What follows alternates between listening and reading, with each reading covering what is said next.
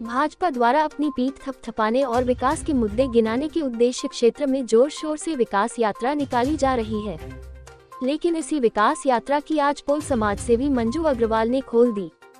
अपने समर्थकों के साथ गधे पर बैठकर वार्ड नंबर 2 गौतम नगर में चल रही विकास यात्रा में पहुंचे।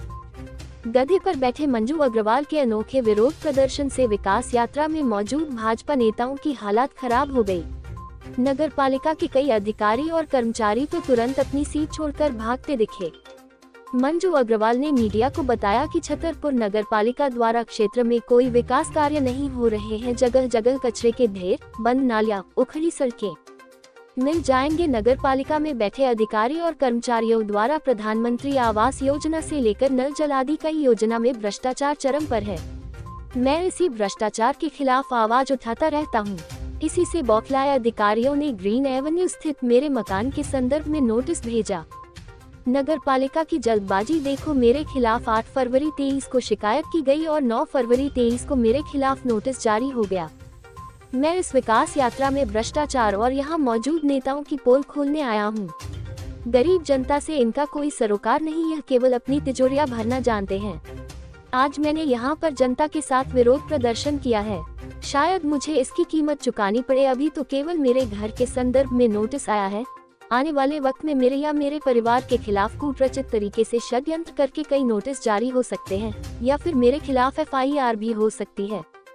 सत्य कुछ भी हो, लेकिन भाजपा पार्टी में उच्च पदों पर बैठे नेताओं को इस बारे में सोचना पड़ेगा कि शहर के एक आम नागरिक को गधे पर बैठने पर मजबूर किसने किया, सरकारी तंत्र या फिर नगर पालिका में हो रहा भ्रष्टाचार।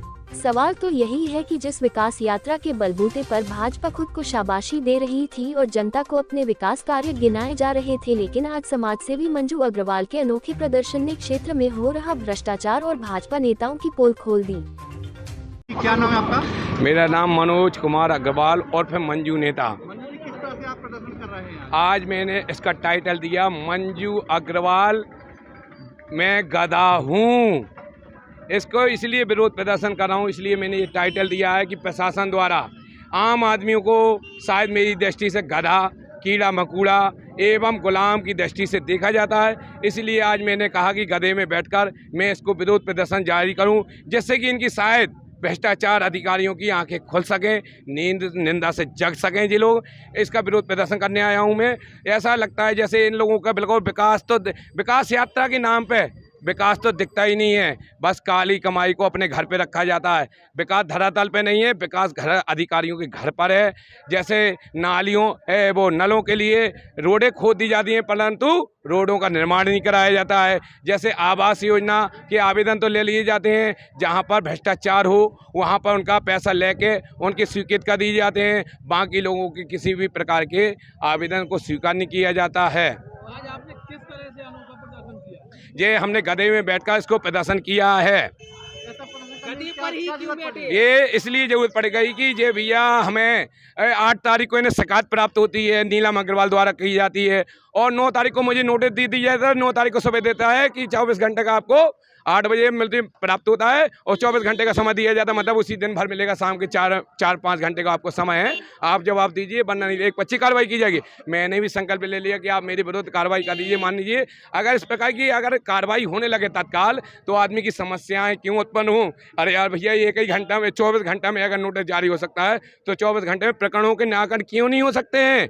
आदमियों को जो बिल्कुल मिला है, इसमें कचू जयचंद दलालों से मिली भगत करके इन पे नोटिस लिया, जिससे शिकायत प्राप्त हो। शिकायत ले ली उनने जयचंद दलालों से और मुझे नोटिस दे दिया है, जिसे कि उनकी दलाली बराबर बरकरार रहे, क्योंकि देश भी जयचंद जैसे लोगों से ही गुलाम हुआ था। इसी प्रकार की चीज सोचते कि आम आदमी गुलाम रहे और मेरी रोटियां सिकती रहें।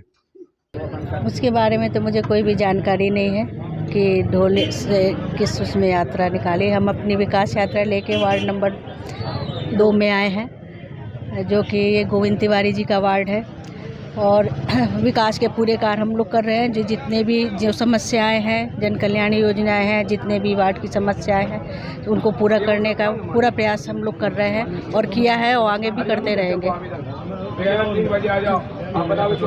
ना कहीं विकास यात्रा को बिगाड़ने के लिए प्रपंच तो नहीं रचा गया जी? कहीं ना कहीं विकास यात्रा को बिगाड़ने के लिए प्रपंच तो नहीं रचा गया? ये तो अब उनके बारे में मैं कुछ भी नहीं बता सकती, क्योंकि हम लोग का यहाँ आना हुआ, ये ढोल बजे किस वजह से हुए, इस बारे में मैं कुछ भी नहीं बोल सकती। Shri Krishna university Chhatarpur, the hitech university in central India.